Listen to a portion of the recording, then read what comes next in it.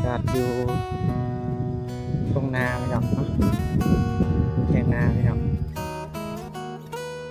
บรรยากาศแดดๆมันนี่พี่น้องเนาะอันนี้ก็ไปเบิ่งสวนอ้ายตัวไอ้ปลูกเนาะปลูกผักปลูกมะกรูดปลูกอย่างละอย่างพี่น้องปลูกไว้พี่น้องอ๋อหน่อไม้กำลังปงพี่น้องกำลังปงออกนอพี่น้องเนาะซอนเนาะนี่สองนอเลยพี่น้องโอ้นี่บรรยากาศอยู่ตรงนาพี่น้องว่างามพอสมควรนะพี่น้อง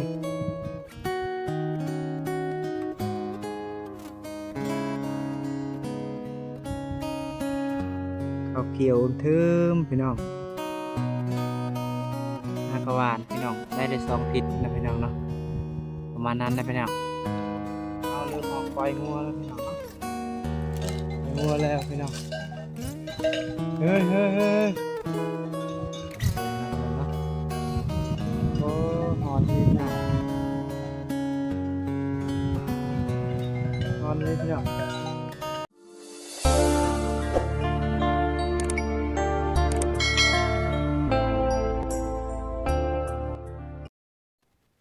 ขอกราบทักทายสบายดีเนาะมาพบพอกับซองบาคอนซันจะบรรยายอีกแล้วพี่น้องเรามียังมานี่พี่น้องบาคอนออกอยู่นะพี่น้องออกเลี้ยงงัวไว้ง่ายนะพี่น้องเนาะออกมาสวยเทนพอไปเวียกมานี่พี่น้องเลยบาคอนสวรรค์สกัญญาออกมาเลี้ยงงัวพี่น้องเนาะ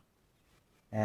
หาไปเบิ่งกาโตพอวานแล้วที่ยาวปันไดพี่น้องฮอดการฤดูดำนาแล้วพี่น้องเมื่อนี้กับบรรยากาศแดดๆพี่น้องเวลาก็ประมาณ10 โมงพี่น้อง10 โมงตรงชุนๆนะพี่น้องเนาะเพราะว่าบาคอนกำลังลงมาเที่ยงพี่น้องนี่บรรยากาศอยู่เที่ยงนาพี่น้องแดดมันนี่พี่น้องเอาไปติดตามกันเลยนะพี่น้องไปเบิ่งนี่จะเป็นยังทันดำนาพี่น้องว่านาบาคอนยังทันดำนะพี่น้องเนาะนาคาแล้วไทยพุทธพี่น้องนี่นะพี่น้องเนาะอันนี้จะเป็นนาทงที่1พี่น้องที่2ทางนั้นพี่น้องเนาะไปตามกันเลยพี่น้องบรรยากาศอยู่ตรงนาพี่น้องเนาะอยู่แทงนาพี่น้องบรรยากาศแดดๆมันนี่พี่น้องเนาะตอนนี้ก็ไปเบิ่งสวนอ้ายตัวไอ้ปลูกเนาะตัวปลูกผักปลูกมะกรูดปลูกอย่างละอย่างพี่น้องปลูกไว้พี่น้องอ๋อหน่อไม้กำลังปงพี่น้องกำลังปงออกนอพี่น้องเนาะซอนพี่น้องนี่2 นอเลยพี่น้องโอ้นี่มะฮุ่งเพิ่นปลูกไว้พี่น้องให้กับเอื้อยเนาะแล้วตอนนี้กับเพิ่นอยู่เซโนพี่น้องว่าเพิ่นเที่ยวเนาะเมืองนอกคือเดือน1 เทื่อนึงพี่น้องประมาณนั้นเลยพี่น้องไปเบิ่งอยู่ในพี่น้องเป็นตามอยู่ในพี่น้องเนาะตอนนี้ก็เอาสิเข้าประตูพี่น้องกำลังสิเข้าประตูนะพี่น้องเนาะไปเบิ่งผักหญ้าตัวไว้ปลูกไว้พี่น้อง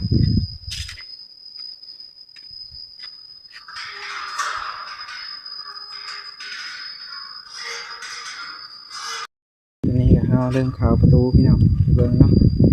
อันนี้จะเป็นหัวเสียงไข่งามมิลีพี่น้อง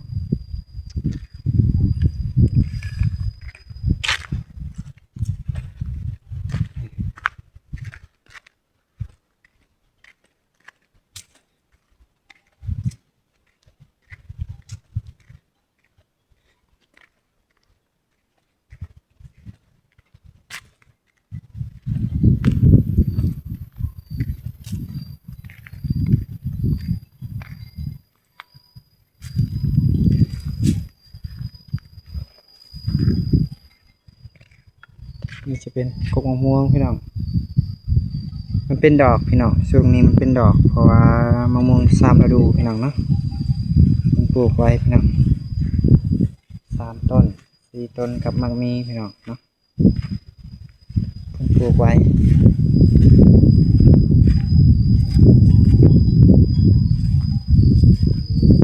มันหย่อนมันพี่น้องไว้ลวกพี่น้องเนาะกินพี่น้องแซ่บอันนี้จะเป็นหน่อไม้เลี้ยงน้องพี่น้องเดี๋ยวงามพี่น้องบ่ ฮอดปีพี่น้องเพิ่นปลูกนี่ถือว่าใหญ่ไวนี่จะเป็นผักขะพี่น้องผักขะใส่กับแกงหน่อไม้พี่น้องถือว่าเข้ากันดีนะพี่น้องเนาะเป็นตาแซ่บพี่น้องนี่ขอหน่อไม้เลี้ยงน้องพี่น้องนี่ผักขะพี่น้อง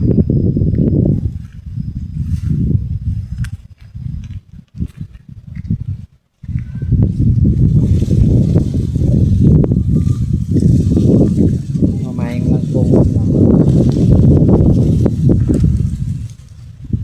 ปลูกมะฮุงพี่น้อง3 กบ 4 กบเพิ่นปลูกไว้พี่น้อง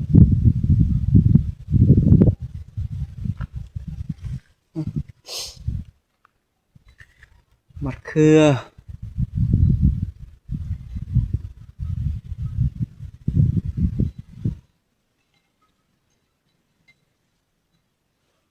มะเขือพี่น้องมีกันเอาไม้พี่น้อง2 ยอดเลยปงพี่น้อง2 หน่อไปแล้วเนาะ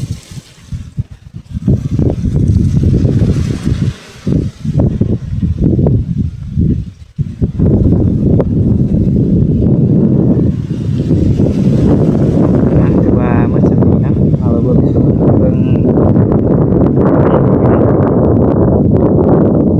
เอาไว้น้ำพี่น้องเนาะเขากาเป็นยาวสัปดาห์เลยพี่น้องไปติดตามน้ำกันพี่น้องเนาะ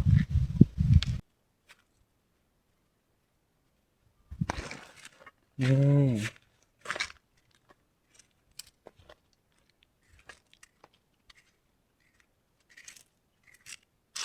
นี่ใหญ่เด็กกาพี่น้องได้เลย2 คืบหนึ่งเราพี่น้องเนาะแต่ยังบ่สามารถดำพี่น้องเพราะว่าให้มันใหญ่พี่น้อง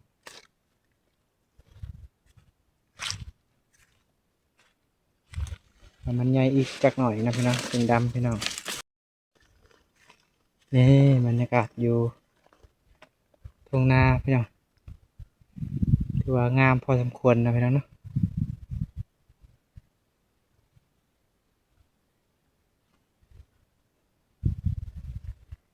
ข้าวเขียวอมเทิมพี่น้อง5 กะหวานพี่น้องได้เลย2 ทิศนะพี่น้องเนาะประมาณนั้นแหละพี่น้องโอ้มาหน่อยก็มาเกียกลินนะพี่น้องเนาะนี่หลังจากเขาเบิงอันนั้นแล้วเข้ากาแล้วพี่น้องเขาไปปล่อยงัวพี่น้องเวลาก็ประมาณ10 โมงพี่น้อง10 โมงครึ่งประมาณนั้นนะพี่น้องเนาะตอนนี้กะบอคอนสีไปปล่อยงัวพี่น้องงัวกับบอคอนนะพูนพอปลูกอยู่เทิงพูนพี่น้องพอผูกไว้พี่น้องเนาะเพราะว่าอยากได้พุ่นอยากได้ขี้มันไว้ว่าไว้มันลงใส่หน้าถือว่าเขางามพี่น้องไปตอนนี้ก็เอาไปปล่อยงูนำกันพี่น้องนี่ปัดใหญ่จะน้อยยัง2 ทิศถือว่าดำได้แล้วหรือว่าทิศยังทิศหนึ่งพี่น้องเนาะสามารถดำได้แล้วพี่น้อง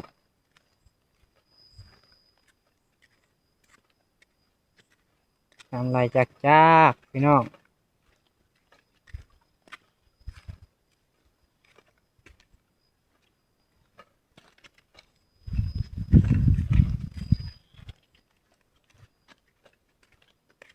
อันนี้จะเป็นหน้าบอคอนนะพี่น้องเนาะตรงที่2พี่น้องตรงที่2พี่น้อง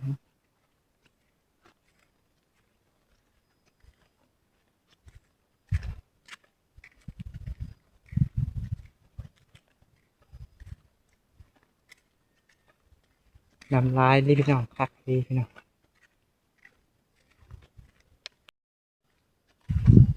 ตอนนี้ก็ห้าสิขึ้นฮอตเทิงพี่น้องไปปล่อยงูพี่น้องพอปลูกไว้พี่น้องเนาะ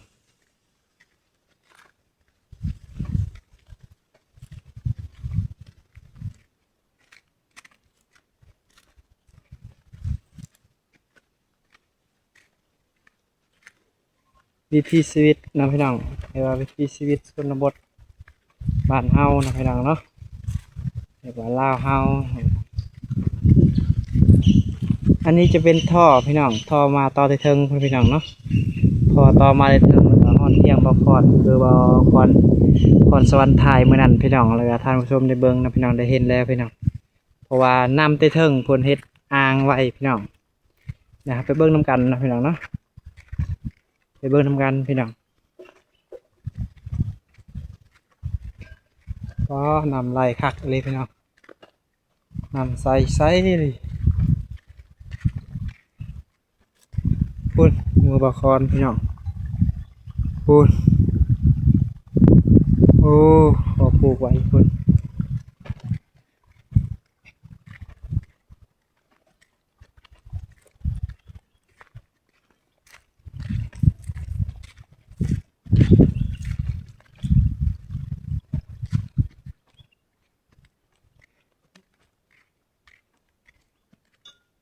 นี่พอมาได้เทิงนี่พี่น้องไปเบิ่งน้ำกันนะพี่น้องเนาะ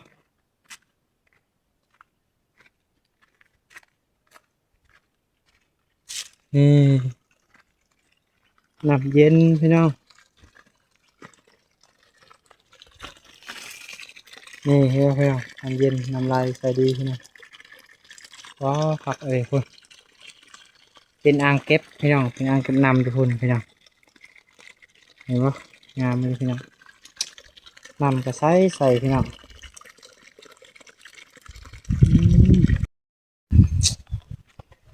อันนี้ก็เอาขึ้นไปปล่อยงัวพี่น้องอันนี้จะเป็นอ่างเก็บน้ำพี่น้องอ่างเก็บน้ำเนาะเพราะว่าตันไว้พี่น้อง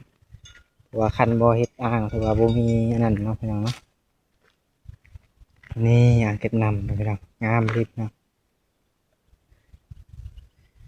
ไงลายได้ปลาปลาคอย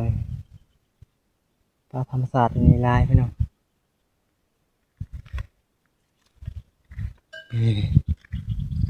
พูนอยู่ลุมพูนหวานกาไว้อยู่ลุมพูนพี่น้องนี่งัวกำลังอยากพี่น้องนี่ห้องเลยพี่น้องห้องแล้วเนาะอยากแล้วเนาะพี่น้องเวลากับ10 โมงพี่น้อง10 โมงครึ่งเอาควันปล่อยนะพี่น้องเนาะ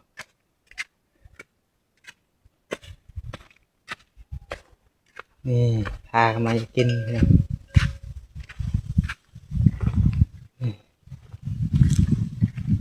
มันหลุดแล้วตัวหนึ่งพี่น้องมันอยู่ห่างเลยโอ้โมบาคอนกับ5 ตู้พี่น้องโบราณพี่น้องเนาะพอได้เลี้ยงพี่น้องนี่เพราะว่าเลี้ยงไว้ให้มันขี้ใส่อยู่นี่แล้วก็เลยได้พุ่นเข้านาพุ่นพี่น้องเนาะเอาเริ่มออกปล่อยงัวแล้วพี่น้องเนาะปล่อยงัวแล้วพี่น้องเฮ้ยโดนนะพี่น้องเนาะโอ้ฮอนลิ้นน้องฮอนลิ้นพี่น้องนี่จะงัวแล้ว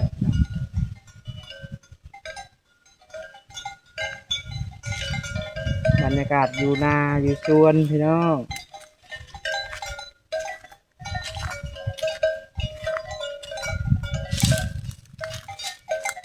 เฮ้ยเฮ้ยเฮ้ยเฮ้ย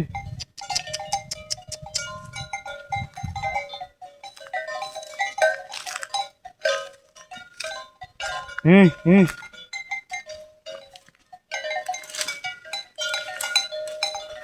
เฮ้ย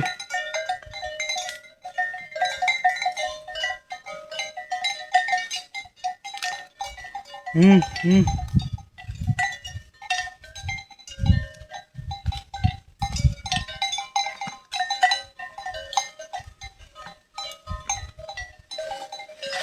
นะคือว่าปลาคอนปิดคลิปนี้พี่น้อง